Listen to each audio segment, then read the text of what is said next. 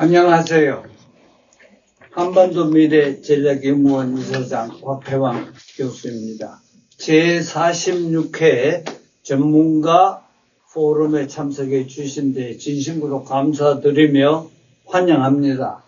오늘 주제는 한반도 비핵 평화체제 구축과 북한 체제 보장 방안입니다. 발제하실 분은 왼쪽에 통일연구원 선임 연구위원이시고 5년 동안 북한 연구실장을 역임하신 북한 문제 전문가 홍민 박사님이십니다. 먼저 토론자 6분 전문가 선생님들을 소개해 드립니다. 여기에 그 시니어 순서대로 말씀드리겠습니다. 우선 오른쪽에 우리 조성열 박사님 얼굴. 네, 반갑습니다. 네, 네. 그 다음에 왼쪽에 홍현익 박사님. 네, 안녕하십니까. 네. 그 다음에 박영준 박사님은 이제 이번에 처음 오셨는데 국방대 안보대학원 교수 겸 아주 권위 있는 우리 국방부의 안보문제 연구소장을 겸하고 계십니다. 네, 반갑습니다. 네. 왼쪽에 안정식 박사님, 여러분들 너무 잘 아시다시피 SBS 전문 기자이시고 정치부 부국장을 겸하고 계십니다. 네, 그 다음에 우리 황지환 박사님, 서울시립대학교 국제정치학 교수님이신데, 우리 오래간만에 뵙게 돼서 반갑습니다.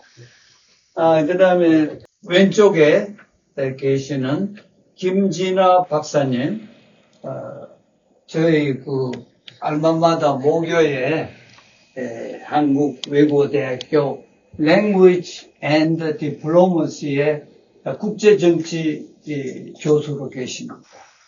그 다음에 우리 특별 스페셜 게스트로 언제나 우리 연구원을 사랑해 주시고 많은 도움을 주신 이상수 박사님, 국방대 안보문제연구소 책임연구위원이신 이상수 박사님을 여러분들에게 소개합니다. 그 다음에 아까 이두수 우리 사무처장님 아까 소개가 됐고요. 그러면은 오늘 주제에 관해서 오늘 주제는 아까 말씀드린 대로 한반도 비핵 평화체제 구축과 북한 체제 보장 방안에 대해서 심층 분석을 하고자 합니다. 이번 포럼은 한반도 비핵 평화체제가 북한의 체제 보장을 담보할 수 있는가에 대한 우리가 답을 좀 얻어볼까 합니다. 다시 말하면 한반도 비핵 평화체제와 북한 체제의 체제 보장 간 상관관계에 대한 심층 분석을 하려고 합니다. 먼저 주제 발표자이신 홍민 박사의 발표를 듣기로 하겠습니다.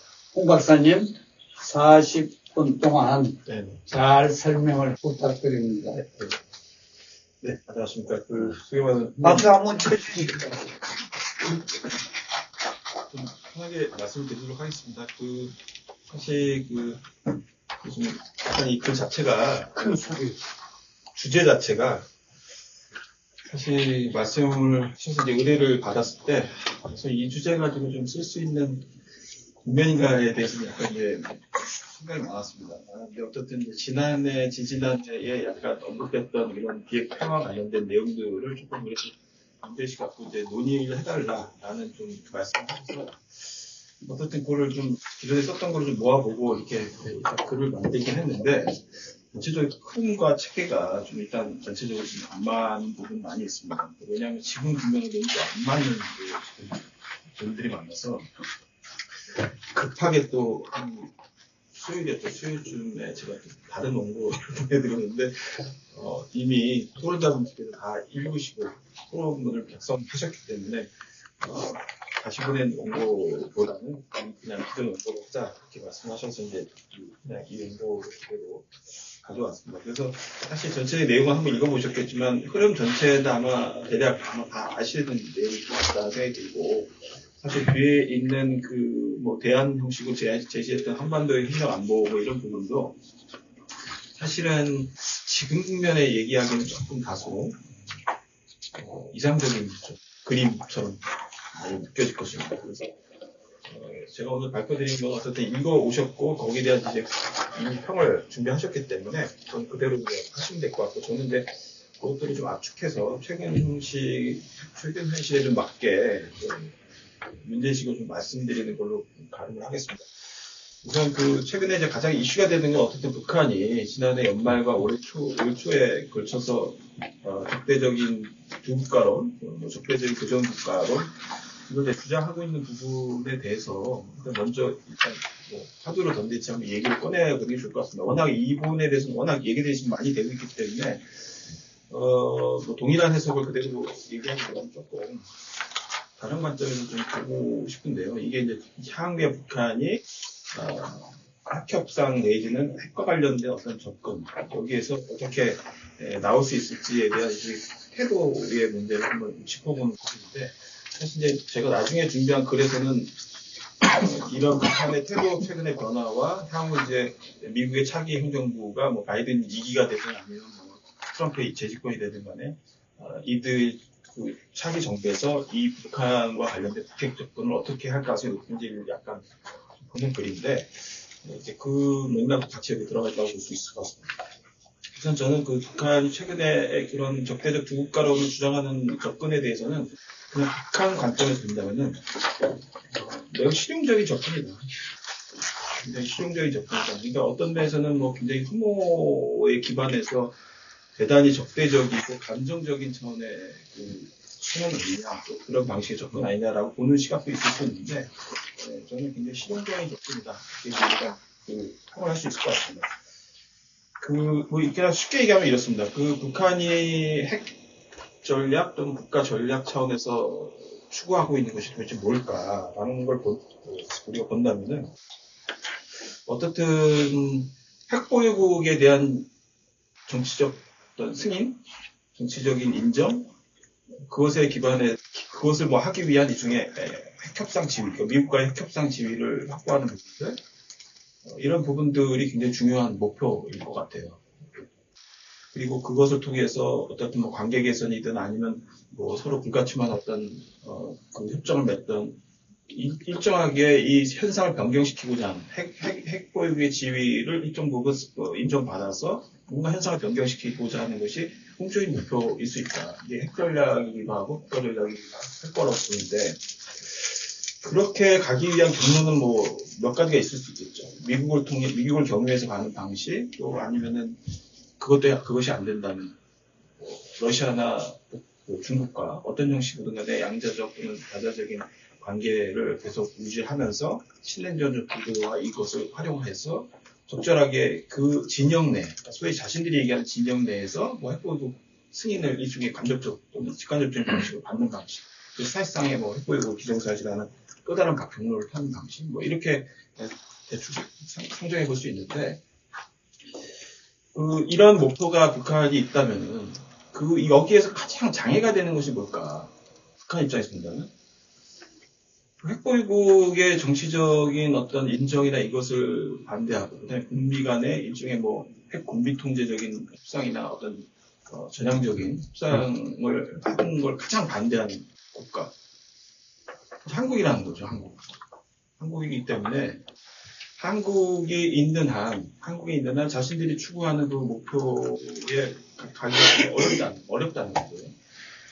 그래서 사실상 한국과 어떤 형태든 간에 그냥 거리두기 정도가 아니라 완전히 단절해서 국가 대 국가 관계로 정리하는 것이 일종의 이런 한국의 개입을 차단하는 하나의 북한식 방법이 될 수 있다라고 판단할 수 있다는 거죠. 그리고 사실 이제 이렇게 북한이 제기하는 일종의 이 핵군비 통제적인 것으로 그냥 일단 가정을 한다면 이런 핵군비 통제에 접근 원하는 것들을 사실 다스와이가 한미 관계라는 틀에서는 굉장히 어렵죠. 이미 사실 뭐 한미 간의 확장적과 관련된 일종의 그런 연동된 것들이 있기 때문에 이게 군비 통제하고 연동이 될 수밖에 없거든요. 그렇기 때문에 한국이 수용하기 굉장히 어려운 구조죠. 네, 그렇기 때문에 북한은 어떻든 한국의 개입을 최소화시키고 차단할 수 있는 방법으로 이것을 선택을 했다라고 큰 틀에서 얘기 드릴 수 있을 것 같고, 그 다음에 기존에 이제 2018년, 2019년 시험용을 해봤지만, 남북미가 일종의 구도화되는 그런 구도 자체, 협상 구도 자체. 이게 물론 남북미 3자가 다 모여서 하는 구도는 아니지만, 남북, 한미, 그다음에 북미로 이렇게 양자적으로 결합되는 이런 구조. 소위 이제 남북미가 하나의 대화 당사자들로 이렇게 구성되는 이 구도 자체가 북한에게는 실익이 없다, 이익이 없다고 보는 관점이거든요. 그래서 최근에 북한이 노골적으로 표현을 했지만 진보 정부든 뭐 보수 정부든 사실 다 똑같다. 이 논리는 결과적으로 자신의 핵보유국 정치적인 인정을 가로막고 자신들이 원하는 어떤 핵 군비 통제 내지는 핵과 관련된 어떤 협상을 북미 간에 하는 것을 가장 반대하는 건 결국은 진보든 보수든 똑같다.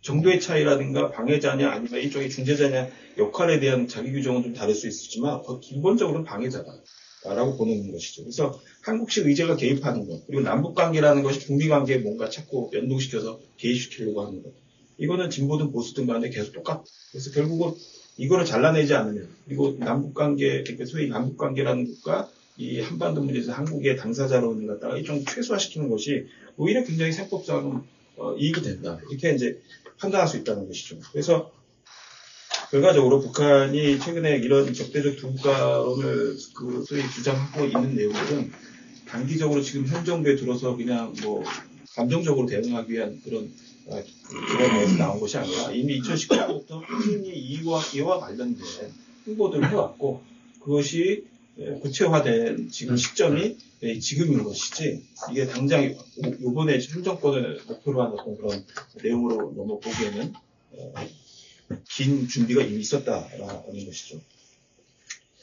그래서 어떻든 북한이 보기에는 진영 대립에 편승해서 가든 북미 협상으로 가든 어떻든 북미 양자 구도를 계속 뭔가 기정사실화하는 것, 한국이 거기에 개입하는 것을 최소화시키는 것, 이게 상당히 중요하다고 보는 입장에 있지 않을까 그런 생각이 들고, 2020년 7월 10일 날 그 김여정이 담화했을 때도 거기에 그 담화 내용에도 있었고 그 이후에 몇 차례 직설적인 표현들이 있었는데, 북미 대화구도의 그 정상들과의 생각과는 상관없이 관료들이 제대로 움직이지 않는다라는 굉장히 노골적인 혐오, 이것이 상당히 배어있다는 거예요. 그러니까 이들이 갖고 있는 체질적인 혐오가 사실상 정상이 뭔가 합의를 하던 어떤 공감대를 갖더라도 기본적으로 이 한미 관료들이 이곳에 체질적인 혐오를 갖고 있는 이상 이루어지기 어렵다, 이렇게 판단하는 부분이 있는 것 같아요.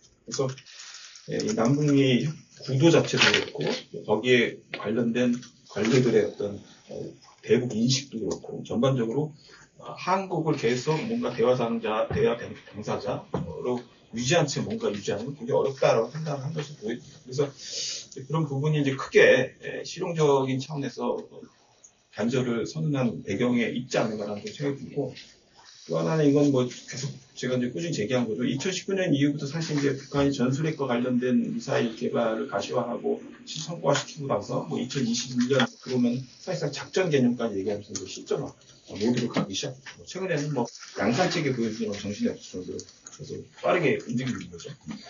근데 이제 지난 70년 넘는 기간 동안의 그 북한의 논리가 통일전선 논리가 어떻든 표면적으로는 자주적으로 우리 민족끼리 통일하자는 논리였는데, 사실 이제 전술핵을 실전한다는 건 결국 한반도를 대상화시켜서 어떻든 핵을 작전한다는 개념인데, 기본적으로 이게 어떻든 기존의 통일 논리, 같은 민족 논리와는 충돌할 수밖에 없죠. 그래서 결국 그 충돌을 어떻든 그 모순을 해소하는 방법은 결국 상대를 교정국가로 설정하는 것. 그것이 가장 자신들의 핵과 관련된 사용 가능성을 상대에게 심어줄 수 있는 중요한 부분이 있는 거예요. 그래서 소위 이제 이렇게 민족 간의 단절 자체, 적대적 두국가 설정이 오히려 이제 자신들이 보기에 대남 억제력, 좀 대미 억제력, 오히려 신장시킬 수 있는 부분이라고 보는 것 같아요. 그래서 그런 측면에서 봤을 때 핵무기 십자가 차원에서라도 이 실용적으로 봤을 때는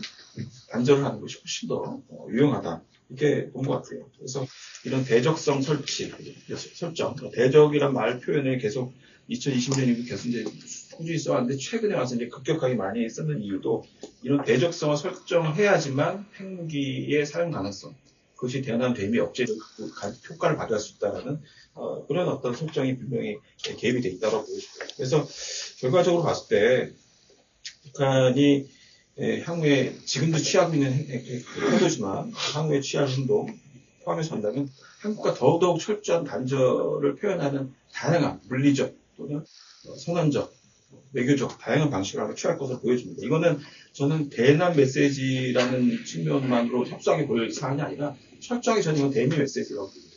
그래서 차기 정부를 비롯해서 현 정부의 실패를 더 부각시키는 부분도 있지만 차기 정부에게 보낸 메시지이기도 하는 것이죠. 한국식 비핵화 의제가 들어오는 것은 더 이상 용납하지 않겠다. 그냥 양자적인 방식의 얘기는 내들 수도 있겠지만 더 이상 그거는 하지 않겠다. 일종의 그런 통과 철저한 단절은 대미 메시지 차원에서는 한국식의 비핵화 의제에 대해서 더 이상 받아들일 의미가 없다. 이런 의미이기도 하다라고 보여지는 거고요.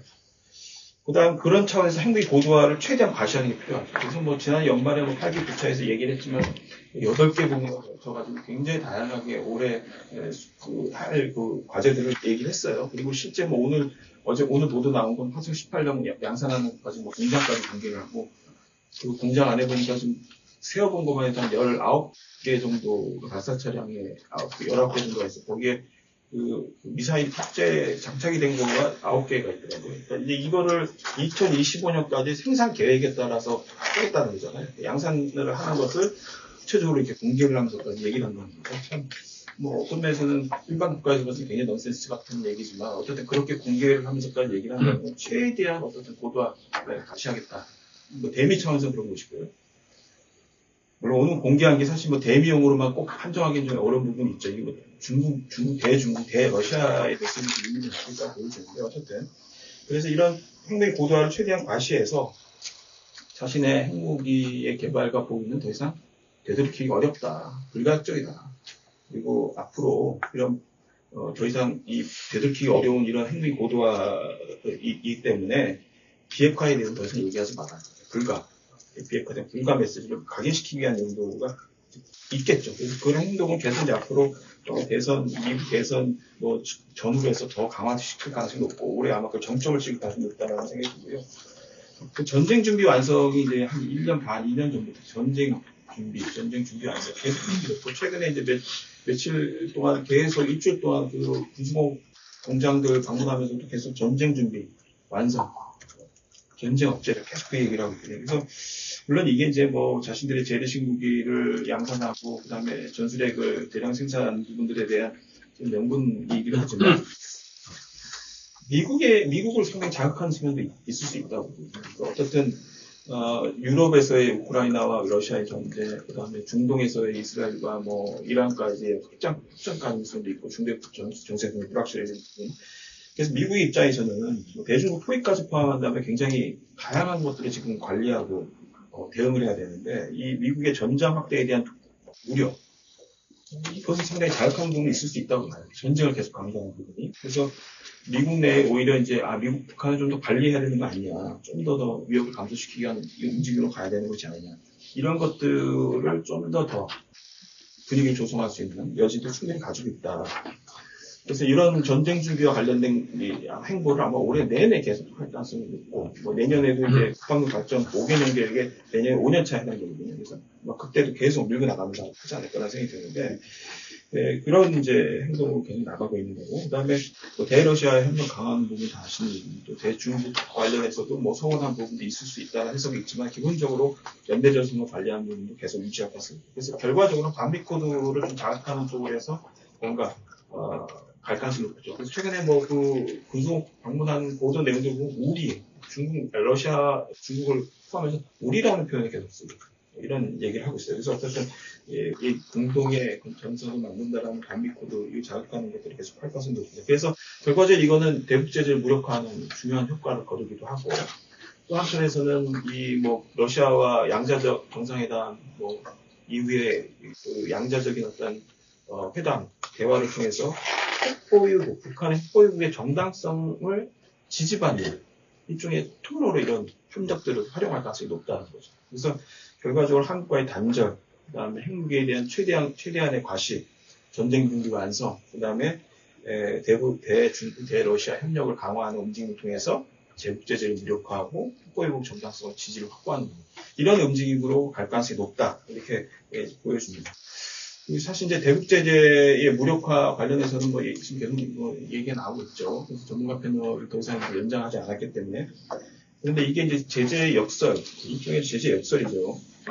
오히려 제재를 강화하는 것이 지금 한국 면에서 이런 진영화 신냉전적인 구도라고 얘기하는 이 구도 내에서는 오히려 제재를 가하는 것이 오히려 이제 제재를 받고 있는 국가들의 결속을 강화하고 제재의 기반을 그런 역설들이 지금 발생하고 있는 부분이 있습니다. 이거는 서방의 대러시아 제재에서도 나타나고 서방의 대북한 제재에서도 일정부분 나타나는 부분이 있다. 그래서 과거처럼 그 유엔 안보리의 대북 제재 메커니즘 대 북한이라는 어떤 구도 자체가 상당 부분 깨지고 일정 부분 그나마 북한을 압박했던 제재 메커니즘조차도 무력화되는 일종의 상황이라는 거죠. 그래서 이게 소위 북한이 얘기하는 신냉전이라는 구도, 진영화 구도와 맞물리면서 또 가속화될 가능성이 높다.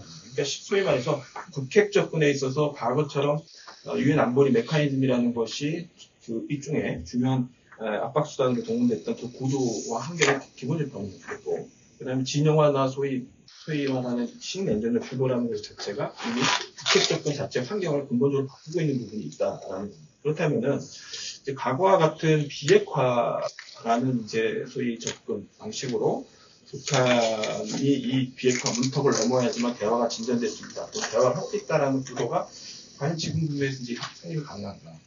그래서 뭐 다 아시겠지만 최근에 이제 국무부 내에서 일종의 소위 고위 관계자라고 얘기하는 사람들이 간간히 뭐 중간 단계니 뭐 또 아니면은 뭐 위협 감소를 우선해야 한다는 이런 얘기가 나오고 있는데, 물론 이제 이것이 아주 일관된 형식의 체계를 갖고 나오지는 않고 있지만 내부적으로 계속 이런 얘기가 나오고 있고, 이미 미국 내 일부 싱크탱크라든가 여러 학자들 사이에서 이런 소위 위협 감소를 우선하는 접근들이 필요하다. 비핵화를 큰 문턱으로 세워놓고 그것만을 계속 내세우는 접근이 과연 이제 유용성을 갖고 있냐, 현실적으로. 이런 이제 제기들이 계속 꾸준히 되어왔다는 것이죠. 그런 측면들은 결국 제가 앞서 말씀드린 여러 구조적 환경의 변화, 그리고 북한의 태도 변화, 북한의 핵미사일 고도화의 실질적인 수준, 여러 가지 고려했을 때 이제 더 이상 비핵화라는 접근, 과거 이제 소위 2020년, 길게다 보면 2020년인데, 2020년 또는 2019년까지 북한 대북 협상을 위해서 내세웠던 비핵화라는 것을 전면에 내세운 과연 그런 협상의 어떤 전략, 또는 그 북한을 유인하게 하는 어떤 그런 방법이 유용성을 이제 갖고 있느냐. 이런 것이 근본적으로 문제 제기할 수밖에 없는 좀 형국이다라고 이제 말씀드릴 수 있고, 소위 이제 이런 구도 내에서 지금 다양한 이제 팩트들을 좀 확인해 보다 보면은, 러시아와 또 중국, 그 다음에 소위 반미 진영이라고 얘기하기 좀 너무 지나치게 협소하고요. 반미가 아니더라도 일종의 러시아나 중국과 연계된 일종의 국방 생태계, 일종의 뭔가 그들과 기술, 무기, 또 다양한 이제 제재를 무력화한 여러 네트워크, 이런 것들을 통해서 일종의 약간의 국방 생태계, 제재를 무력화하는 무력화 그런 어떤 생태계, 이런 것들이 이쪽으로 만들어지고 있는 부분도 있습니다. 북한이 이제 이쪽에 거기에 대한 상당한 기대를 갖고 바라보고 있는 측면도 있기 때문에, 향후에 이제 북한의 대외 행보나 여러 가지가 사실 이런 분위기 속에서 좀 더 비핵화와는 더 거리가 먼 방식으로 전개될 가능성이 높다. 이제 이런 상황들을 좀 말씀을 드리고요. 그래서 쭉 읽어보셨겠지만, 뒤에 제가 이제 그 문제의 그 이제 해결 방안으로, 뭐, 유역감성 핵군비 통제 관련된 북핵 접근의 현실론이죠. 이 관련돼서 최근에 제기되었던 부분들을 조금 약간 지난해 버전인데, 이제 어떤 분들이 어떤 얘기를 좀 하고 있는지에 대해서 지난해 버전으로 약간 정리해 준 부분이 있고요. 그 다음에 이제 그 대안으로 제시하려고 했던 부분이 한 가지 행동 한번 보자는데, 이 부분은 제가 좀 됐죠. 한 3년 전에 저희 별도 프로젝트로 해서 이제 책자에 나온 내용 중에 일부를 조금 압축해서 이제 가져온 부분인데, 지금 이 부분도 사실 굉장히 지금 현실에 보면 너무 이상적이죠. 사실 이게 이제 현실화 가능성이 얼마나 될지에 대해서 의구심이 가질 수 있는 좀 내용들인데, 기본적으로 이제 안보의 패러다임이나 프레임을 근본적으로 뭐 바꿔야 된다 이렇게 이제 보는 부분이긴 한데, 현실적으로 어렵죠. 이게 쉽지 않은 일이고, 군사 안보 중심적인 패러다임 자체가 쉽게 어떤 협력 안보라든가 이상적인 그 프레임을 바뀌기가 쉽지 않습니다. 그래서 여기에 대해서는 사실 이제 3년 전에 어떤 발상 정도로 일단 보시면 될 것 같고, 다만 이제 접근 방식에 있어서는 가급적 여기서 제시한 것처럼 중심적인 협력층이, 국지적인 협력층이, 보장적 협력층이라는 틀을 통해가지고 지금의 이런 진영화 구도, 소위 이제 뭐 우리가 얘기하는 북중러, 남북미라는 이쪽의 이런 진영화 구도 내에서 이 진영화 구도를 근본적으로 구조적으로 바꾸기는 어렵다면, 그럼 이런 진영화 구도가 장기적 추세로 가는 속에서 그럼 어떻게 한반도 문제를 접근하냐라고 본다면, 그 지난해 이제 북러 정상회담 이후에 그 라도프 러시아 외교장관이 북한을 방북했을 때 나왔던 인터뷰인데 가게에서 나왔던 발언들을 보면은 한반도 평화 프로세스 관련된 얘기들 계속 반복적으로 안전보장 얘기도 하고, 그래서 러시아 입장에서는 기존에 취해왔던 자신들의 로드맵으로 우리가 추론해 보건데 상당 부분 다자적으로 자신들이 거기에 한반도 문제에 개입을 하고 한반도의 평화 프로세스에 자신들이 뭔가 역할을 하고 싶어하는 부분들이 있다는 거죠. 그래서 뭐 그런 힌트도 갖고 우리 본다면은 중심적인 협력층이나 국제적 협력층이 보장적 협력층처럼 약간 스케일을 달리하는 방식으로 해서 문제를 좀 더 다층적으로 입체화시켜서 이것을 결합시키는 이런 협력 안보, 한반도형의 이런 위협 감소, 이런 방식의 안전보장, 뭐 이런 방식의 접근이 이제 필요하지 않는가. 근데 여기에 다만 이제 방법론적인 측면에서 북한에 대해서 비핵화를 중심에 놓거나 비핵화를 상정해서 그 비핵화의 그것에 동의하는 문턱을 넘어야지만 뭔가 협상이 진행되고 이런 여러 스케일의 대화가 진행된다라는 전제를 갖기는 이제 어려워졌다. 그래서 가급적이면은 이제 소위 핵 군비 통제적인 접근이겠죠. 왜냐하면 사실 이제 비대칭적인 핵 군축도 얘기하는 부분이 있는데, 그 가능성에 대해서도 우리가 좀 더 새로운 대안을 모색해볼 필요가 있는데, 기본적으로는 핵 군비 통제, 미국과 북한 사이에 안보의 어떤 교환 논리를 기본적으로 갖고, 그 안에서 일종의 구조적인 운영적인 차원에서 서로 어떻게 핵과 관련된 위협을 감소시킬 수 있는지에 대해서 일정 부분은 뭔가 이제 그 단계적 설계도들이 좀 나올 필요가 있다. 대안이 나올 필요가 있다. 그리고 그것이 좀 더 진전이 된다면 나중에는 좀 더 구조적인 차원에서의 핵과 관련된 군비통제적인 요소들이 단계화 시킬 수 있는데, 기본적으로 지금 핵 군비통제 차원에서 운영적인 차원에서 핵 군비통제를 북미 간에 일정 부분 가동하는 것은 이제 염두에 두는 방식으로 접근을 할 필요가 있다라고 생각이 들고요. 이 과정은 굉장히 이제 다양한 방식으로 가능한데, 왜 한반도라고 이유를 붙인 이유는 이 정도의 핵무기를 고도화한 국가를 일정 부분 상대로 해서 어떤 특정의 핵군비 통제나 핵군축 또는 비핵화를 해본 경험이 많이 있느냐는 거예요. 그렇다면 이런 부분이 굉장히 없다라면은 기본적으로 이제 새로운 한반도형의 상상력을 발휘해서 이 핵군비 통제의 접근을 어떻게 구체화할지는 이제 모색을 해야 된다라고 보는 것이고, 그 과정은 아마 수없는 협정을 1차 협정, 2차 협정 방식으로 해서 수없는 협정들을 만들어가는 과정 방식으로 해서 굉장히 장기간의 시간을 요하는 방식으로 갈 수밖에 없지 않겠는가, 이런 생각이 들고요. 그 외에 이제 이 핵군비 통제가 아니라 쉽지 않은 핵군축이라는 개념으로 간다고 하는 거는 사실상 좀 구조상이 만들어지기가 어려울 수도 있다고 봐요. 핵군축이라는 건 사실 양자가 비슷한 규모의 핵을 보유하고 그 핵 보유한 그 위험성 서로 간에 줄여가기 위해서 일종의 군축적 개념을 도입해가지고 줄여가는 대칭성이 어느 정도 좀 보장이 돼야 되는 부분이 있는데 이렇게 현격하게 뭐 핵과 관련된 그 능력의 차이가 미국과 있는 상황에서 핵 공축이라는 것이 이제 형식적으로 가는지 맞겠는가. 그리고 그것을 일단 우선적으로 먼저 고려해서 그 뭔가 대안을 모색하는 것이 맞느냐. 뭐 여러 가지가 이제 제기될 수 있는 것이죠. 그래서 그런 측면에서 제가 이제 쓴 내용은 조금 2, 3년 전의 버전이지만 어쨌든 최근에 변화된 현실과 맞물려서 조금 한번 고민의 파도처럼 좀 던지려고 말씀을 드린 내용입니다. 이 정도까지 제가 일단 말씀드리겠습니다. 카메라 뒷봉 잠깐 끄지 마세요. 그냥 두세요. 수고했습니다. 박수 한번 쳐주세요. 근데 오늘 프레젠테이션은 내가 생각했던 것보다는 조금 상당한 차이가, 괴리가 생기기 때문에 우리 포커스는 내가 우리 주최 측에서 이도했던 것에 초점을 좀 맞춰보려고 합니다. 그 맞추기 전에 내가 몇 가지 칼린도 그렇고 헤카도 그런데 자꾸 전쟁 준비라는 말을 많이 썼는데 그 상당히 거슬려요. 솔직히 이야기해서. 북한이 전쟁 준비, 어떤 형태의 전쟁이냐. 우리 토론자 가운데 북한은 선제 핵공격이라는 말까지 썼더라고요.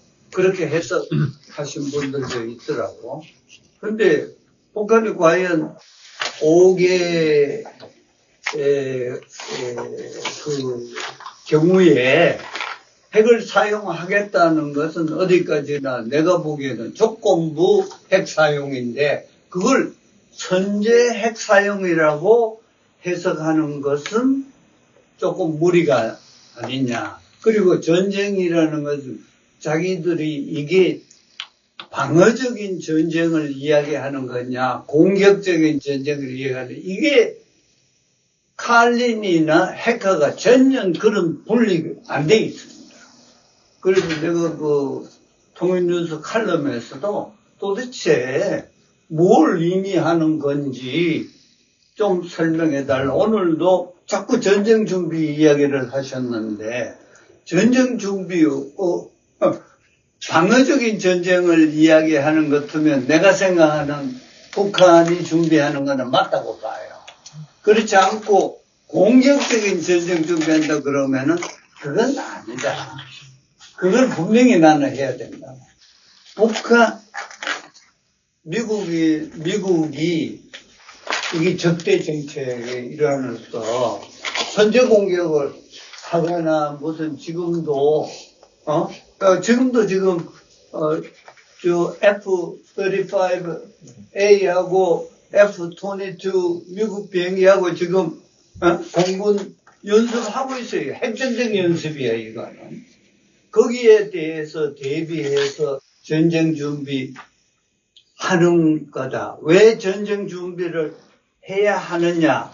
핵무력의 동기가 뭐냐. 또 그것도 이게 디펜시브냐 오펜시브냐 여기에 조금 정의가 필요하다고 생각되기 때문에 내가 생각하는 거는 그거에 우리 오디언스를 위해서 그걸 좀 분명히 좀 발제자가 지적을 좀 해줬으면 좋겠어요. 그래서 그 전쟁 준비 물론 이제 휘커 박사는 이제 그 얘기는 어떻게 우발성까지 이제 포함해서 아마 그렇게 전쟁 가능성 얘기를 한 거 보여지긴 하는데 북한은 전쟁 준비와 관련해서 이제 김정은 연설 내용도 그렇고 실제 보도 내용도 그렇고 조건부입니다. 상대가 공격을 한다면 전제를 갖고 이제 이 전쟁 준비를 표면적으로 언급을 했기 때문에 북한이 선제성을 갖고 공격을 시사한 건 전혀 아니고 거기에 대한 전쟁 준비를 하겠다는 건 아닙니다. 그런데 이제 어떻든 이게 우발성에 대해서는 염두는 둬야 될 것 같아요. 어쨌든 양쪽 모두 아까 말씀하신 것처럼 F-22, F-35A가 떠서 계속 지금 훈련하고 있는 부분이라든가 또 최근에 뭐 데일리메일 그 얘기까지 북한이 거론을 했는데 뭐 일종의 미국이 뭐 1000개 이상의 북한에 대한 목표 지점을 또 250개에 대한 목표 지점을 설정해 놓고 뭐 언제든지 정밀 타격을 할 준비를 하고 있다. 거기다 배치가 끝났다. 뭐 이런 얘기까지 나오니까 북한 입장에서는 굉장히 이제 민감할 수 있죠. 그래서 그런 측면에서는 언제든지 뭔가 어떤 이촉 출발, 어떤 우발성이 발생할 수, 우발적인 어떤 충돌이 발생할 가능성이 있는 거죠. 그래서 북한이 계속 그 관련된 전쟁 준비를 얘기하는 부분이 있는 것 같고, 또 하나는 이 전쟁 준비와 관련된 북한 내부의 담론은 사병 병사들까지 계속 강조를 하고 학습을 하고 있거든요. 그러니까 그거는 어쨌든 최근에 이런 소위 동기를 통해서 전쟁 준비라는 동기를 통해서 뭔가 군에 대한 결속이라든가 군에 대한 강조가 필요한 부분이 있다고. 그러니까 이 부분도 역시 내부용으로는 상당 부분 있는 것으로 보여지고, 그다음 적대적인 두 국가를 선언을 하고 통일에 대해서 더 이상 한국과 논의하지 않겠다라고 이제 부정하는 발언을 하는 것들은 사실 북한의 70년 역사에서 북한 체제에 가장 근간이 됐던 통일 논리 자체를 상당히 부정하는 논리고, 북한이 아무리 세대가 변했다 해도 북한 내부의 주민들이 그거를 당장 바로 납득하고 수용하기 상당히 어렵거든요. 형식적으로 연기를 하더라도. 그런 측면에서 북한의 연설의 내용을 자세히 보면은 전쟁을 획책하는 남조선과 상대로 해서 더 이상 통일 논의하기 어렵다. 이걸 전제로 갖거든요. 그러니까 전쟁을 준비하는 한국과는 더 이상 논의할 수 없다. 이렇게 갖거든요. 그러니까 그 말은 결국, 민주당이 단절하고 통일 논의를 더 이상 하지 않겠다라는 명분으로 한국이 획책하고 있는 전쟁, 어떤 위협, 여기에 자신들 상위에서 어떤 단절할 수밖에 없었다라는 논리를 좀 펼치는 부분과 연결이 좀 돼 있다고 봅니다. 그러니까 이게 단순히 그냥 방어적으로만 전쟁 준비를 하고 있다라는 거에 그치는 것이 아니라, 내부적인 결속의 필요, 또 한편에서는 통일 논의나 이 적대적 관계를 단절하는 논리로서의 전쟁과 관련된 부분들, 이게 다 같이 좀 합적으로 가져야 게 아닌가 생각해요. 내가 한마디만 더 말씀드리고 다른 분들한테 넘기겠습니다. 우선 18페이지를 보시면은 이게 지금 북한이 주장하는 게 여기 나와 있거든요. 대조선 적대시 정책의 철회가 되면은 북한 체제가 보장이 된다고 그렇게 북한은 보고 있다고요. 그래서 그걸 군사적 조치, 그러니까 군사적 조치, 그 다음에 정치 외교적 조치라든가, 그 다음에 경제적 조치, 이런 것들이 북한 체제를 보장한다고 나는 봐요.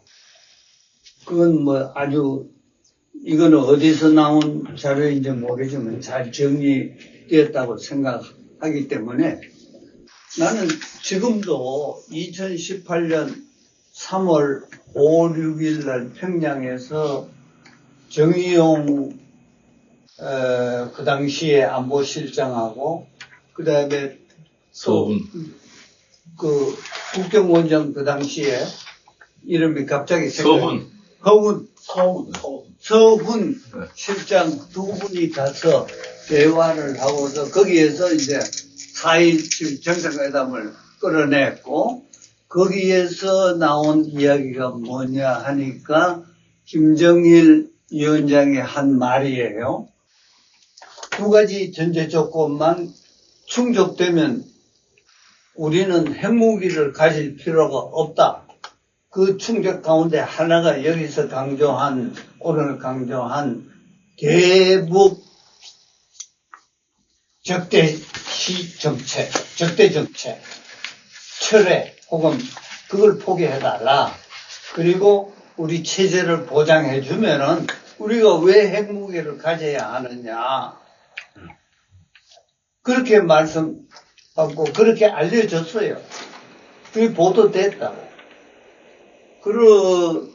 이제 그렇게 된다면은 나는 아직도 김정은 위원장은 말을 아직도 유효하다고 생각합니다. 만약에 유효하지 않다면은 또 다른 문제지만은 유효하다고 보고 핵무기 없는 한반도 평화를 구축을 하기 위해서는 한국 정부와 미국이 그리고 4강이 바로 이 문제 체제 보장을 해준다면은 핵을 포기하지 않겠나. 그런 의미에서 나는 아직도 한반도 비핵 평화 체제에 관련돼서 앞으로도 회담이 가능하다. 아까 발표한 내용과는 다소 틀리지만은 그러한 wishful thinking도 하고 그게 현실화 되기를 바라는 의미에서 그럼 그렇게 할 수 없는 것이 현실이다. 여기에 대해서 나는 오늘 그 포럼의 주제는 바로 이 점이에요. 체제 보장만 어떻게 체제 보장을 해줘야 북한이 비핵화하고 그다음에 평화체제 한반도의 평화 그것도 지속 가능한 평화를 우리가 이룰 수 있는가. 나는 여기에 좀 초점을 맞춰서 여러분들이 좀 토론을 해줬으면 좋겠다 하는 생각입니다. 혹시 거기에 대해서 멘트? 그래서 이제 여기 대북적 대시정책 이걸 정리한 부분 이제 북한이 북미 간의 협상 트랙을 통해서 또 1.5나 뭐 다양한 트랙을 통해서 얘기를 했던 주장들, 북한의 담론적으로 이제 주장한 내용들을 이제 전체를 정리해서 시계적으로 정리해 보니까 대략 이런 묶음으로 정리가 됐기 때문에 이제 대표적인 걸 정리를 한 거고. 사실 제가 대북적 대시 정책이 처음에 이제 2018년에도 그랬지만 처음에 종전선언 약속한 게 안 지켜지니까 처음에 종전선언 주장하다가 이후에 대북제재 일부 해제를 주장하다가 그것도 안 되니까 결국은 그렇다면 대북적 대시 정책을 철회해라 주장으로 이제 좀 더 문턱을 놓았거든요. 그래서 그 이후에 이제 대북적 대시 정책 철회에 대한 구체적 내용들이 좀 더 많이 나왔어요. 얘기를 많이 했어요. 그래서 그걸 정리를 한 내용들인데 그렇게 이제 이 대북적 대시 정책에 대한 좀 체계적인 이해를 좀 하고 이제 북한이 어떻게 주장을 해왔고 그 내용이 어떻게 변화되는지 좀 봐야 되는 거 아니냐 이렇게 얘기를 했는데 오히려 이제 정부 관계자분들은 그 대북적 대시 정책 실체도 없는 거 계속 그냥 모호하게 포괄적인 그 대북적 대시 얘기하는 거 그걸 무슨 그렇게 근거 있게 그걸 바라봐야 되냐 이제 이렇게 해서 얘기를 하셔가지고 그래서 이제 연구에서 책을 한 게 이제 바로 그래도 조사를 해보자라고 조사한 거고 구체적으로 그 대북적 대시 정책이라는 말은 2013년 그러니까 김정은 집권 이전에도 이제 사용을 하긴 했는데 아주 빈도수가 낮았고 그 내용 자체가 구체적이지 않았어요. 근데 이제 김정은이 돌아와가지고 2013년부터 대북적 대시 정책의 용어에 내용상 구체적인 이제 조건들에 대한 내용들이 이제 언급이 되기 시작한 거죠. 그게 이제 2018년 와서는 더 구체적으로 언급이 되기 시작한 거고. 그러니까 이 대북적 대시 정책이라는 사실 말로 언급된 주요 내용들은 북한이 자신들이 가장 위협을 받고 있는 부분, 가장 또 안전을 보장받을 때 필요한 부분들을 살짝 계속적으로 반복적으로 해왔다는 거죠. 그러니까 어떻든 체계성은 이 정도 가지고 있다. 그래서 이후에 북한과 어떻든 안전보장과 관련된 이렇게 상호성이든 아니면 북한에 주는 보상을 주는 어떤 보장이든 간에 그런 논의를 할 때는 기본적으로 북한시가 주장했던 대북적 대시 정책의 내용들을 일정 부분 우리가 참고할 필요가 있다. 중요하다. 이렇게 이제 보는 관점인 거죠, 사실은. 내 얘기는 이제 고마하고 혹시 그 브레이크 하기 전에 총평에서 혹시 제가 제기한 문제들에 대한 여러분들의 견해를 좀 듣고 싶어요. 다시 한번 정리하면은 전쟁 준비라는 게 방어적 전쟁을 준비하는 거라고 우리가 해석을 해야 되는 거 아닌가 하는 그런 점에서부터 그 외에 북한이 헌법에 명시한 헌법 제 4조 50, 제 4항 58조인가 거기에 5개의 경우에 조건부 핵전쟁을 하겠다. 그걸 선제 핵무력정지법에 나와. 그런 헌법이 핵무력법에 아니고. 헌법에서는 이제 그 얘기는 딴 얘기죠. 핵무력법에 제 4장 제 58조죠. 거기에 명시가 되어 있는 거는 조건부다. 그죠? 조건부를 우리가 과연 그것을 북한은 선제 핵 공격을 하고 있다. 그렇게 해석을 하는 것은 잘못된 거 아닌가 하는 그 점에 대해서 여러분들이 어떻게 생각하는지 말해서 우리 안청 자꾸 나를 쳐다보잖아. 이게 쳐다보면 안 돼. 발언권을 달라고 간절히 호소. 안정식 그다음에 우리 황재환 박사 뭐 그런 순서로 이야기 좀 해보시죠. 예, 제가 핵선제 사용이라는 단어를 썼거든요. 그래서 말씀드렸습니다. 일단 약간 얘기를 활성화시키는 차원에서 박 교수님이 저를 지목하셨으니까 말씀드리면, 그러니까 교수님 말씀대로 북한이 먼저 전면 전쟁을 하겠다는 생각은 없을 거라고 봅니다. 그렇게 하면 자기들도 끝이라는 걸 생각했기 때문에 그럴 건 아니라고 보는데, 근데 이제 한참 전술핵을 만들어 가고 핵무력 정책법령을 발표를 하고 자기들이 핵을 사용할 수 있는 5가지 조건이니까 얘기를 하죠. 그리고 위험만 느껴도 쓸 수 있다.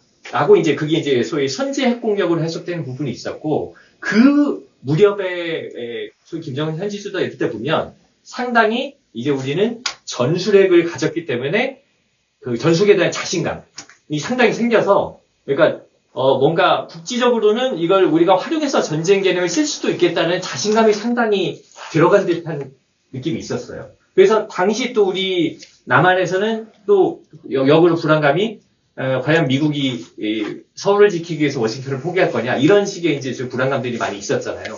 그리고 나서 이제 소위 NCG라는 게 생기고 계속 한미 정부 당국자들이 북한이 조금이라도 도발하면 김정은 정권 종말이다. 이렇게 치고받는 과정을 통해서 지금은 저는 약간 그 구도에서 조금 더 양쪽 다 주춤해주는 국면으로 갔다고 보는데, 그러니까 지금 국면에서는 김정은도 오늘도 나왔던 것 같습니다만 어쨌든 인민의 생명과 안전을 지키기 위해서 핵을 보유한다, 이런 식으로 조금 진정이 됐는데, 한참 전술핵을 만들고 핵무력 정책을 만드는 국면에서는 국지적인 선제 사용 가능성, 전술핵 사용 가능성까지도 좀 염두에 뒀던 게 아니냐라고 생각되는 부분이 좀 있고요.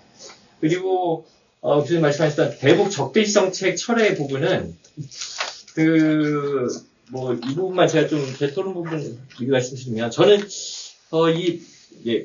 북한이 소위 미국이 대북 적대 정책을 철회하면 소위 안보의 불안감이 해소가 되니까 핵을 포기할 수 있지 않느냐, 이제 그런 문제의식이 있잖아요. 김정은이가 김정은이 그런 거죠. 그러니까 근데 우리 그걸 믿어야 안 되겠는 건. 근데 저는 과연 북한이 이 정도면 미국이 대북 적대 정책을 철회했으니까 이 정도면 우리가 핵을 포기해도 되겠다라고 하는 수준이 있을 수 있을까라는 거에 대해서 굉장히 회의를 갖고 있습니다. 예를 들어서 조선민주주의 인민공화국에서 2016년 7월 6일 날 공화국 담화 발표에 5개 항을 제시한 게, 그것이 소위 철회 대북 정책의 철회 내용을 갖다가 명시한 거라고 나는 봐요. 거기 가운데 가장 중요한 것이 5항의 가운데 주한미군 철수 선포예요.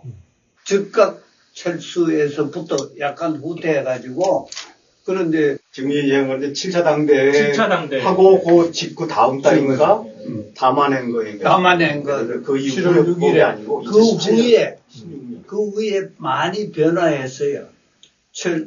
철례의 조건을 많이 또 변화했으니까 네. 최근까지 계속하고 있다. 네. 그래서 여기에서 잘 그 철회에 대해서 잘 정리해 놨으니까 내요. 근데 제 기억으로 그 뒤에 김혜정 담화인가요? 어디선가 주한미군 철수에서도 주한미군 철수해봤자 다시 들어오면 이건 되지 않느냐. 그런 이제 거기에 대한 작년 7월 17일 예. 김회장담. 그러니까 이제 거기에 대한 불신감도 많이 표현을 하거든요. 그러니까 사실은 적대정치부에서 일단 간단하게 군사위협 제일 핵심적인 군사위협 부분만 보더라도 북한이 지금 굉장히 반발하는 한미군사훈련이라든가 전략자산 계속 오고 첨단무기 F-22 오고 이런 거에 반발을 하는데 그러면 어쨌든지 간에 그래 그런 거 안 한다 해서 한미군사훈련 다 없애고 전략자산 앞으로 안 온다. 첨단무기 주한미군 기지에는 F-22군 이런 걸 배치 안 한다. 라고 하더라도 그러면 주일미군의 괌, 인도태평양 사령부 이런 쪽에 어떤 위협이 남는 거고 진짜 크게 해서 인도태평양 사령부까지 북한 공격할 수 있는 무기 다 없앴다. 그래도 워싱턴에서 미국에서 본토에서 30분이면 ICBM으로 때릴 수 있지 않습니까? 또 전략핵장이 어디 일본 근해에 숨어있다가 언제든지 SLBM으로 때릴 수도 있고 그렇기 때문에 저는 만약에 미국이 미소 간에 군축을 하듯이 미국의 전체 핵무기를 북한같이 감축하겠다 이 정도가 아니라면 미국이 어떤 조치를 하든 간에 북한이 이 정도면 미국이 나에 대한 위협을 철회했네라고 느낄 수 있는 수준이 있겠느냐. 이제 기본적인 이 적대 관계와 이 서로에 대한 믿음이 형성되지 않는 한 대북 적대 정책의 철회라는 거는 저는 사실은 거의 미션 임파서블의 수준이 아니라는 좀 회의감을 갖고 있습니다. 나는 네. 있다고 생각합니다. 그건 나중에 토론하기로. 우리 좀 네. 지원. 일단은 오해 아닌 오해를 풀어야 될 것 같은데요. 제가 27페이지 보면 핵 선제 사용이라는 걸 언급을 했습니다. 근데 우선 이제 박태환 교수님 말씀하신 것처럼 북한이 먼저 전쟁을 일으키기 위해서 핵을 사용한다라고 하는 의미는 북한 문건에 전혀 없고요. 그러니까 전쟁이 발생할 경우에 핵을 선제 사용하겠다라고 하는 용어는 그게 5가지 조건이라고 하는 거지 그런 용어를 얘기하는 거죠. 그래서 아마 저도 역시 로버트 칼린이 이야기했던 그런 전쟁을 먼저 일으킨다라고 하는 것에 대한 이야기는 북한 문건에서 구체적으로 드러나지는 않는다고 생각을 합니다. 다만 이제 북한이 핵 덕트린 핵 교리를 변경했다라고 하는 것은 2021년 9월에 핵무력 정책 법령에서 분명하게 드러난다고 보는데요. 왜냐하면 그 전에 북한이 얘기했던 것은 이미 그때 4월에 김여정 하고 김정은이 이야기했던 것처럼 첫 번째 사명은 억제에 있지만 두 번째 사명도 생각해 봐야 된다고 얘기했었던 부분, 김여정이 한반도에서 핵 사용이라고 하는 것을 전술핵을 통해서 사용해야 된다고 할 수 있다라고 얘기를 했던 부분들 보면 핵 교리가 달라지고 있다라고 하는 것을 반영하고 있었는데 그게 이제 9월에 핵무력 정책법령에서 이제 나타나기 시작한 부분이죠. 일반적으로 뉴클리어 닥터린에 대한 이제 이론적인 관점에서 보면 보통 이제 최근에 많이 논의하는 건 비피나랑의 분류를 가지고 이야기를 하는데 미국과 소련의 과거의 매드 관점에서 보았을 때 핵을 사용을 하면 보복 공격을 해가지고 shield retaliation 하는 거죠. 확정 보복을 하는 거죠. 그렇게 해서 사용을 해가지고 상대를 무너뜨리겠다. 그런 전략을 사실 2017년까지 가지고 있었습니다. 북한이 2017년 11월 29일에 화성 15형을 발사하고 했던 부분들도 개미 핵 억제력 완성이라는 부분을 얘기했는데 근데 2022년 9월에 있었던 핵무력 정책 법령에 나오는 부분도 완전히 다르거든요. 이건 재래식 전쟁이 핵이 사용되는 것이 아니라 재래식 전쟁이 발생하는 경우에 혹은 국가 지도부에 대한 중요한 부분에 대한 적들의 공격이 있는 경우에 핵으로 공격할 수 있다라고 하는 것을 1조에서 명시를 정확하게 해놓고 있고 5조에 가면 굉장히 모호한 조건들을 이야기를 하고 있는 부분이 있거든요. 그런 의미에서 영어로는 조금 더 나거든요. 뉴클리어 퍼스트 유즈에 관한 이야기를 하는 건 무조건 북한이 핵을 사용한다는 게 아니라 재래식 전쟁이 발발하거나 혹은 북한에 대한 공격의 가능성이 임박했을 때 소위 얘기하는 preemptive strike의 관점인 거죠. 그건 우리의 킬체인도 preemptive strike 내용을 가지고 있고 미국도 가지고 있는 거니까요. 그런 관점에서 전쟁을 시작한다는 게 아니라 그런 관점에서 뉴클리어 퍼스트 유즈를 규정을 한 거예요. 그건 명확하게 핵무력 정책 법령에 나타나고 있는 부분. 그런 관점에서 핵 선제 사용이라고 하는 것을 이야기를 말씀드린 거지. 사실은 북한이 전쟁을 일으키기 위해서 그런 것은 아니다라고 하는, 전쟁을 불사할 수 있다라고 하는. 강승남 국방상이 이야기했던 것도 핵무력 정책 법령에서 첫 번째 조건에 의해서 얘기하는, 그건 사실은 맞지 않는 부분이 있거든요. SSBN이 들어왔다고, 한반도에 들어왔다고 해서, 물론 위협적이긴 하지만, 그게 핵무력 정책 법령 1조의 조건에, 첫 번째 조건에 해당하는 것이라고 보기, 오히려 5번째 조건에 해당한다고 얘기하면 조금 더 논리적으로 말이 되는데, 첫 번째 조건에 해당한다고 보면 말이 안 되는 부분이 있는, 그러면 이게 5가지 조건을 어떻게 해석하느냐에 문제가 조금 발생을 하기 때문에 그렇습니다. 여하튼, 요약을 해서 말씀을 드리면, 뉴클리어 퍼스트 유즈는 분명하게 북한이 이야기를 하는 거죠. 황지환 교수님, 선제라는 말을 빼는 게 어때? 가장 혼란스러운. 네. 아니, 근데 이거는 학술적인 용어입니다. 뉴클리어 퍼스트 유즈라고 하는 용어가 있습니다. 아니, 미국이 핵으로 공격하지 않더라도 북한은 공격을 하겠다는 거거든요. 핵으로. 설득력이 있는 퍼스트 유즈 자원에서 보면은 맞는 말, 해석입니다. 아니, 그러니까 북한은 그렇게 안 하겠다는데. 조금, 예. 우리 박영준. 네. 저도 30페이지에 2022년 9월 달에 북한이 발표한 핵무력법이 5가지 선제 공격 시나리오를 담고 있다고 썼거든요. 예. 선제는 뿐만 아니라. 근데 이제 잘 보셨을 거예요. 아, 네, 읽어봤어요. 그런데 이거 제가 이게 썼던 거는, 그러니까 제가 이제 선제 공격이라고 판단했던 것은 냉전기에 소련과 중국도 각각 핵무기 개발하면서 핵 독트린을 발표하거든요. 근데 이제 64년도에 중핵실험 통과하고 66년도에 이제 계획권을 만들어서 중국은 노펄스트 유즈, 선제 불사용 원칙을 그때부터 선언했고 지금도 선언해요.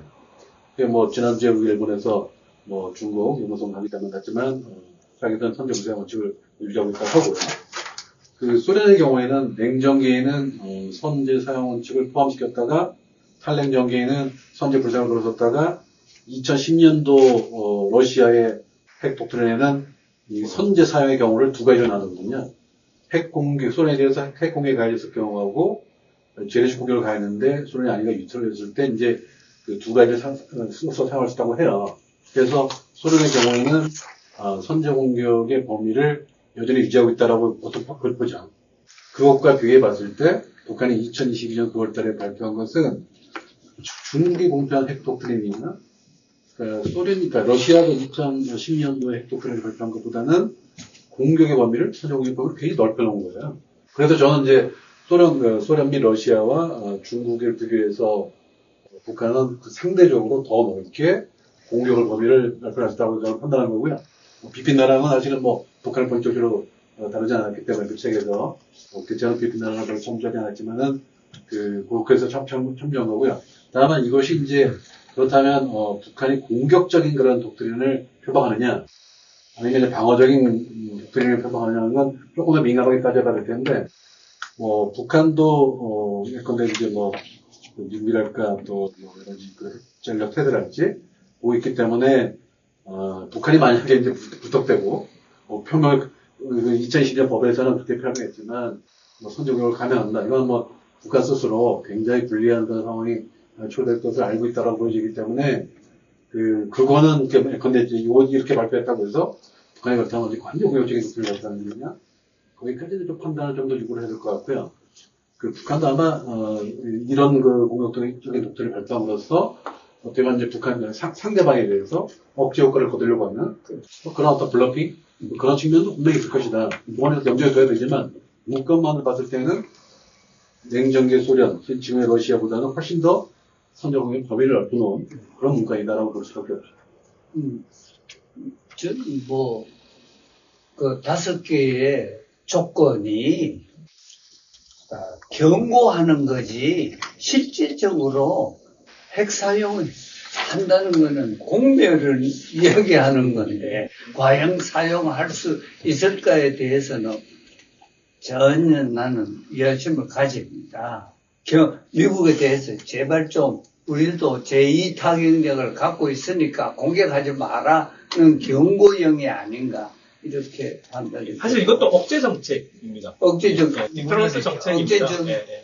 우리 황지환 교수는 핵 억지력의 대전문가예요. 자기 박사 논문도 그런 것도 써보고 특별히 내가 모신 거니까. 우리 김진아 박사도 핵 억지력에 대해서 동제 여기 인형까지 듣다. 많이 연구를 하셨으니까 지금 커밍아웃 하셔야 어떻게 돼요. 생각하시는지 우리 저는 북한의 핵선제 공격할 가능성은 거의 없다고 봅니다. 왜냐면은 저는 레토릭하고 군사 태세는 다른 개념이라고 보고요. 우리가 주목해야 될 것은 레토릭보다는 태세라고 봅니다.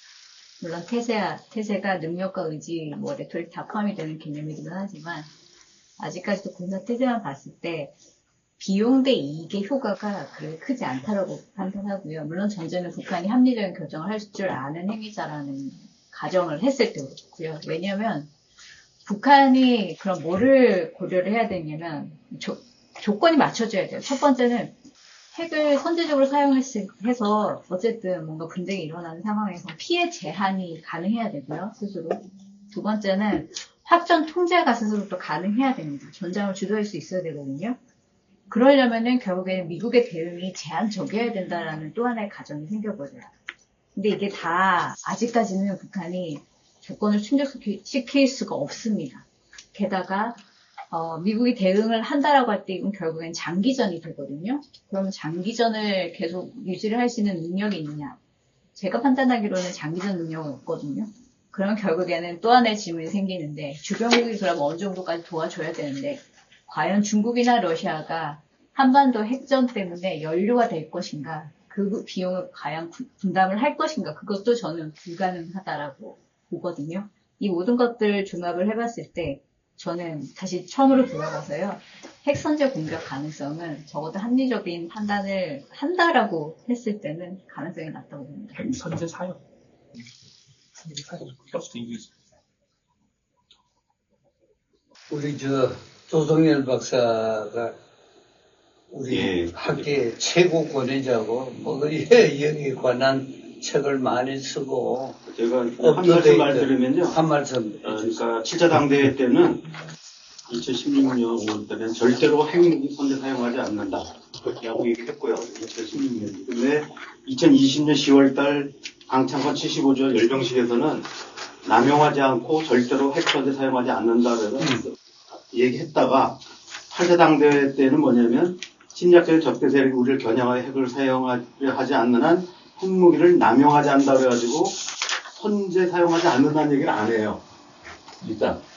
그러니까 바뀌었다는 제가 이거 설데스 많이 강하게 써놓는 자료인데 그 다음에 2020년 4월 20일 군창건 90년 열병식에서는 기존에는 군사적 공격을 받을 경우인데 이제는 뭐냐면 근본적 이익이 침탈될 때는 핵을 사용한다 이렇게 돼 있어요. 몇 년도? 22년 4월에. 그 다음에 이제 최고위원회에서 핵무력정책법이 나왔고 뭐 그런 거고요. 그래서 이게 이제 저는 그래서 뭐냐면 선제 핵을 한다 안 한다 얘기를 하지 않고 그냥 핵 전략의 공세적 전환이라는 이제 타이틀을 이렇게 썼는데 그러니까 어쨌든 북한이 중요한 거는 절대로 선제 사용하지 않는다라고 얘기를 계속 하다가 어느 때보다 더 이상 그 얘기를 안 한다는 거예요. 일단 그건 분명한 것 같고 그래서 적어도 북한이 그 다음에 계속 지금 보여주려고 하는 거, 작년인가 재작년인가 이렇게 열 몇 개 보여주고 한 거 뭐냐면 일단 전술 핵무기를 쓸 수 있다는 거를 보여주려고 하는 거죠. 그러니까 이제 예를 들면 해가지고 7개인가 8개인가 이렇게 실제 탑재 가능한 무기, 그 다음에 그 국방연구원에 있는 모 박사가 이게 계산해 보니까 실제로 굉장히 탑재 가능한 무기다. 이렇게 평가를 한 걸 봤는데, 근데 뭐 그런 걸로 봤을 때는 근데 그러면 이제 지금처럼 그러니까 질문이 조금 전혀 다른 차원의 얘기여가지고 북한이 그러면 선제 사용을 하냐 이렇게 얘기하면은 좀 안 맞는 얘기고 아까 얘기했던 분들 얘기처럼 일단 뭐 억제력으로서 사용하는 걸 열어놨다 이렇게 얘기하는 게 맞는 얘기. 아니 그것은 조건부 핵사용. 아니 그 조건부가 어느 나라는 조건부가 아닌가요? 아니 미국은 그래도 뭐 아무데나 때리겠다 이런 얘기하는 건 아니거든요. 그리고 미국도 미국이든 북한이든 거기 그러니까 그거는 너무 당연한 무력법에 아니 제 얘기는 뭐냐면 그건 너무나 하나만 하는 명시가 얘기예요. 그러니까 돼 전문가 있으니까. 입장에서 보면은 모두 다 억제 전략으로 얘기하는 거지. 그렇죠. 내가 꼭 하겠다. 너 틈만 나면 쏘겠다. 이런 얘기하는 나라는 없다는 거예요. 어느 나라도. 그 미국, 러시아도 그렇고. 북한은 명시했잖아요. 5개 조건. 거기 러시아도 제가 알기로는 그 핵독트린을 아니, 4개인가 이렇게 명시했고. 아니 북한의 경우에는 근데 이제 그 무력법에 얘기가 아까 제가 방금 말씀드렸듯이 어. 그게 굉장히 이제 근본이익 침탈 이런 식으로 써서 해석하기 나름인데 물론 이제 그 배경은 뭐 거꾸로 이해하면은 당시 이제 우리 한미연합군이 참수작전 얘기하고 하니까 그러니까 이제 그 부분에 대한 그러니까 그런 면에서는 이제 억제 전략이라는 얘기고 북한이 핵을 사용하냐 아니냐로 하는 거는 이게 전문가 논의에서 별로 이렇게 뭐 대중 강의에서 나올 만한 질문이긴 한데 이게 이제 이거 뭐 그거를 그럼 누가 사용한다고 얘기할 사람이 어디 있고 안 사용한다고 하면은 북한이 핵 억제 전략이 실패한 거죠. 왜냐면 사용할 수 있다는 여지가 있어야 나는 북한이 핵 억제 전략이 분명히 이야기합니다. 북한의 무력법에 의해서 5대 조건 경우에 핵무력을 사용한다. 그렇게 해석을 해야 바르다고 나는 봐요. 그러니까 아까 질문이 잘못되신 거예요. 그러니까 질문이 핵전제 사용이 북한이 선제 사용할 것 같냐 안 맞냐고 질문하시니까 질문 자체가 이제 이게 대중적인 언어하고 전문가적인 언어가 섞여가지고 답을 하기가 어려워졌다는 전문가 언어나 대중적인 언어나 커뮤니케이션 문제라고 나는 봐요. 그러니까 핵 선제 공격은 아니다. 나는 그렇게 얘기하시면은 그러면 북한이 핵 억제 전략에 실패한 거라니까요. 그러니까 무조건 북한은 어떤 짓을 해도 북한은 핵을 사용하지 않는다. 이렇게 얘기해버리면 아니지. 핵 사용한다고 분명히 했는데 핵 사용 안 한다고 이야기하면 안 돼. 그러니까 안 한다고 얘기하시면 안 된다. 아니 저도 사실 뭐 조선 선생님 전에 좀 동의하는데 사실 2013년도에 북한이 핵 전설법 있었잖아요, 그죠? 거기서 선제 불사용을 밝혀요. 그리고 지금 소개해 주신 것처럼 2014년도에도 선제 불사용을 계속 얘기를 해요. 그건 중국하고 비슷한 패턴이거든요. 근데 2022년 9월달에 핵무력법은 완전히 기조가 달라졌어요. 그러니까 5가지 경우에 우리는 이제 선제 불사용을 것을 밝혀놨는데 그 범위가 지금의 러시아보다 훨씬 더 넓게 돼서 이게 완전히 북한의 어떤 핵 사용의 어떤 폐쇄가 좀 굉장히 공세적으로 전환되었다. 물론 이거는 이제 여러 가지 이유가 있겠지만 그 자체만 봤을 때는 선제 사용의 범위를 되게 넓혀놨고 공세적인 위협의 강도가 높아진 그런 걸 볼 수밖에 없다라고 저는 보는 거고요. 저는 그러니까 그냥 뭐 북한이 막 쏜다 이런 얘기하는 건 절대로 아니고 그럴 이유가 없고 보통 이제 러시아가 무슨 뭐 자기 핵 독트린에다가 핵 전쟁과 지뢰 전쟁의 경우에 핵 사용할 수 있다고 되어 있지만 우크라이나하고 전쟁하면서 아직까지 핵을 사용하지 않았잖아요, 그죠? 그러니까 독트린에다가 위협은 했지만, 그러니까 독트린에 그렇게 돼 있다고 해서 우리 뭐 5가지 경우는 다 무조건 쓰겠다 그렇게 판단하는 거는 다른 걸 고려해봐야 될 것이고, 아까 말씀하신 뭐 군대 폐쇄랄지 여러 가지 그걸 고려해서 판단할 거라고 봐요. 근데 저도 다시 한 말씀. 오케이. 그러니까 마지막에 아까 우리 박 선생님 말씀하시듯이 북한이 핵을 선제 공격한다는 거를 가정해서 우리가 지금 대책을 긴급히 강구할 필요가 있다고 보진 않아요. 제가 제일 중요시하는 건 우리는 핵이 없고 북한은 있다는 게 일단 중요하고요. 북한이 선제 공격을 하느냐 안 하느냐 보다도 전시에 초창기에 쓰겠다고 2022년 4월 달에 얘기했고요. 2022년 9월이 아니라 무력법 전에 4월 달에 이미 전쟁이 나면 그리고 초기에 쓴다고 그랬어요. 초기에 쓴다고 그랬으니까 선제 공격은 아니야. 아니죠. 네, 전쟁이 나면. 그러나 전쟁이 나면 초기에 쓴다는 건데 전쟁이 우발적으로도 벌어질 수도 있고 따라서 우리가 뭔가 대비를 해야 되는데 우리가 대비하는 건 해구산밖에 없다는 거예요. 저는 이제 그쪽에서의 생각을 많이 하고 있고요. 근데 중요한 거는 북한이 선제 공격하는 것에 지금 대응책을 시급히 마련할 필요는 없지만 북한이 핵을 선제 공격할 가능성은 확보하고 있다고 저는 봐요. 가능성은 내비친 거예요. 그러니까 이를테면은 선제 공격이라는 게 뭔지 모르지만 이를테면 지도부에 대해서 공격을 한다 그러면 핵을 쓰겠다.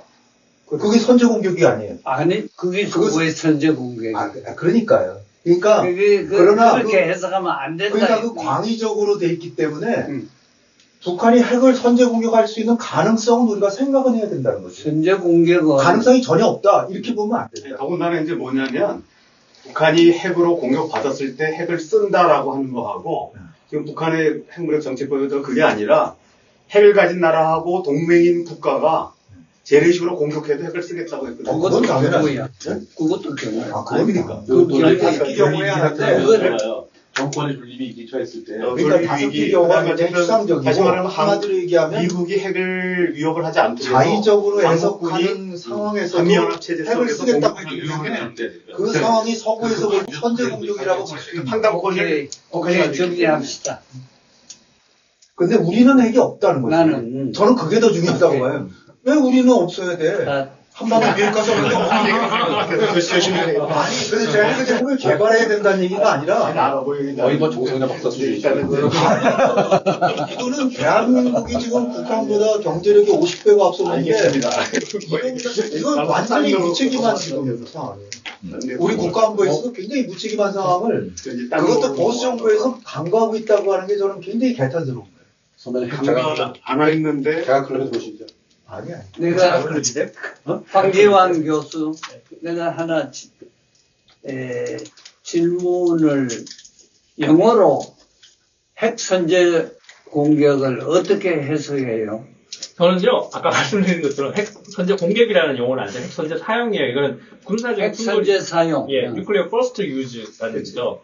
그러니까 군사적 충돌이 있든 없든 예를 들어 이야기를 할 수는 있겠지만 북한이 이야기하는 그 정의를 내리는 부분은 과거에는 미국이 핵을 사용했을 때 핵으로 보복을 하겠다라고 하는 거였거든요. 근데 그거는 nuclear first use는 아니었죠. 미국이 사용을 하고 난 뒤에 북한이 사용을 하니까. 근데 지금은 어떻게 됐냐면 미국이 재래식으로 공격을 하더라도 5개 조건에 맞으면 여기 비핵이라고 되어 있거든요. 적대 세력이 핵 및 비핵 공격이 감행되었거나 임박하였다고 판단되는 임박하였다고 판단되는 경우도. 그러니까 임박은 그 선제공. 그건 이제 프리엠티브 스트라이크의 개념에서 이야기를 하는 거죠. 이제 그런 경우에도 핵을 사용했다는 거예요. 그러니까 미국이 핵을 사용하지 않더라도 북한은 핵을 사용할 수 있다라고 하는 거죠. 얘기하기 때문에 핵의 선제 사용이라고 얘기를 했어요. 그러니까 선제라는 말은 빼라는 거예요. 아니 그건 학술적인 용어입니다. 보유하고 있다고 봐야죠. nuclear first strike인데 표현은 first use. preemptive strike보다는 preemptive strike가 선제 공격이야. 그러니까 선제 공격이라는 말은 선제 공격이라는 말은 안 써요. 핵 사용이라고 그냥 하는 게 좋다. 프리엠티브 스트라이크 라이트는 갖고 있다라고 선언했다라고 좀 봐요. 프리엠티브 스트라이크 라이트. 라이트 오브 프리엠티브 스트라이크. 그 권한을 우리 갖고 있다라고 선언했다라고 본다고요. 이제 핵무력법에서 얘기하는 거는 뭐 상대방이 핵이나 재래식 공격을 근데 재래식 공격이 임박했다라고 간주할 때 공격한다는 건 그게 바로 프리엠티브 그러니까 결과를 그러니까 북한이 그 판단을 자의전하는 거고 우리는 정상 국가로서 선제 공격권을 갖고 있다. 하지만 임의로 사용하지는 않겠다. 이 정도 얘기는 했다라고 봐요. 그러니까 전쟁을 일으키려고 하는 건 아니야. 그렇죠. 자, 그거를 강조하지 그렇고요. 오케이. 그러니까 아까 얘기하면 해커나 또 누구야? 누구지? 칼린이 얘기한 것도 이 사람이 그러면 북한이 뭐 전쟁 유기했다 이런 의미로 저는 그렇게 읽지 않고 마찬가지로 우리 이제 남쪽이 결국 우발적 충돌이 국지전으로 갔다가 전면 핵전으로 갈 위험성들이 있는데 어떠한 대화 노력과 북한에 대한 평화적 관리 노력이 없는 거에 대해서 지적하려고 하는 의도를 얘기했다고 봐요. 그러니까 그 사람이 진짜 북한이 뭐 이렇게 뭐 강제 전준 좀 해 이렇게 해석한 거는 좀 뭐 이렇게 대중적으로 그렇게 읽을 수도 있지만 전문가들이 볼 때는 그런 건 아니고 그래서 저는 뭐 어떡하려는 사람들이 뭐 중요한 얘기 했다 뭐 그런 생각해요. 그러니까 그 사람이 진짜 뭐 전쟁이 임박했으니까 뭐 대변 이 얘기한 게 아니라고 봅니다. 예를 들어 북한 내 김정은이 이거는 반드시 자기 정권 유지에서 필요하다고 생각되면 그러한 상황이 발생했다라는 가정하에 핵은 아니지만 재래식으로 국지 도발할 수가 있고 국지 도발이 되면 아까 2022년 4월에 해당되는 전쟁 초기로 들어간다라고 그러면 그 핵을 사용한 초기에 하겠다니까. 따라서 칼린이나 이런 사람들이 한 얘기는 전쟁이 일어날 수 있는 상황이 되고 그러면 북한이 핵을 쓸 수도 있다라는 걸 그렇게 얘기할 수 있다라고 좀 봐요. 그리고 하나만 더, 내가 2016년인가 17년인가 핵무기 위협이 17년 같은데, 그래서 박근혜 정부 때문에 제가 그 합참에서 WMD 대응센터인데 지금 바뀌었다는 것 같은데. 박근혜 그 탄핵 뺐을 때. 그 전에. 2017년 이게 뭐죠? 아예 초기에 1월, 2월 이럴 때. 그러니까 탄핵 그 얘기 나오기 전인데 그때 이제 그 공군 준장이 이제 그 센터장이었는데 그때 그런 얘기가 나왔거든요. 그러니까 북한이 어느 때 핵을 쓸 거냐 할 때 이제 김정은과 관련돼서 김정은을 예를 들면 참수작전에서 제거하는데 성공하면 그때 북한이 보복에 나가겠냐 아니면은 하다가 실패하면 거꾸로 북한이 하겠냐. 그러니까 이제 논란이 된 게 실패하면은 김정은이 어쨌든 핵을 쓴다는 거는 북한의 그 체제 존망이 달린 문제이기 때문에 거꾸로 안 쓸 거다라는 얘기도 있었고 군인들하고 이제 그 전문가들이 몇 명이 있는데 그러니까 그때 보니까 상당히 이게 굉장히 재밌는 얘기다. 근데 답은 모르겠는데 그러니까 지금 얘기하신 것처럼 북한은 거꾸로 얘기하면 그렇게 해석할 수 있는 거죠. 그러니까 김정은에 대해서 이러면 남쪽이 전면전은 아니더라도 그 이른바 코피 작전이든 뭐 참수 작전을 제한적으로 해가지고 제거 시도를 했을 때 그런 위협을 느꼈을 때 그러면 우리는 그럴 때도 쓸 수 있다라고 미리 얘기해버린 거죠. 그런 짓 하지 말아라고 그렇지. 선언했다고 보는 거죠. 그게 18번째 오조 조립기사 때문에. 그렇죠. 그걸 선언한 거죠. 그래서 그런 뜻으로 저는 네. 해석을 함부로 했어요. 까불지 마. 아니, 기본적으로 는 이것도 억제 전략. 그게 억제라고 봐야죠. 억제 전략이라고. 앞에 북한이 쓸 거냐 안 쓰냐 이런 얘기는 그냥 네. 대중강연에서 나온 질문이고 진짜 전문가들이 얘기할 때는 그게 북한의 억제 전략으로 이해하면 뭐 아무 문제가 없는 것 같아요. 그러니까 진짜 쓰냐 안 쓰냐 문제가 한국의 아니고. 정책법령에도 5가지 조건 그 전에 이미 이게 억제 전략이라고 이야기를 하고 있거든요. 억제 전략이고 대미 경고 전략이다. 그렇게 해석합니다. 그저 한번 우리 이야기한 거 한번 정리하면서 1부는 마치고 2부에 들어가서 누가 여기서. 다 얘기하고 너무 반복적으로 돼가지고 그 정리까지. 아니 그래도 발제자에게 큰 권한을 내가 장기전이 줬는데 있는데. 이거 굉장히 중요한 문제예요. 사실 지금 북한 이렇게 심층적으로 논의한 적이 없다고 봐요. 예. 북한이 이제 대북 적대 정책 관련돼서는 어떻든 계속적인 체계적인 요구를 해왔고 그 부분이 어떻든 핵심적인 부분에 군사적인 부분이 좀 놓여져 있는 것 같고 그다음에 이제 그 선제 국방과 관련된 건 오해가 다 풀린 것 같아요. 어떻든 억제로 보면은 얘기가 너무 그 자연스럽게 흘러가는 얘기거든요. 그래서 일단 그 정도로 얘기가 정리될 수 있을 것 같습니다. 예?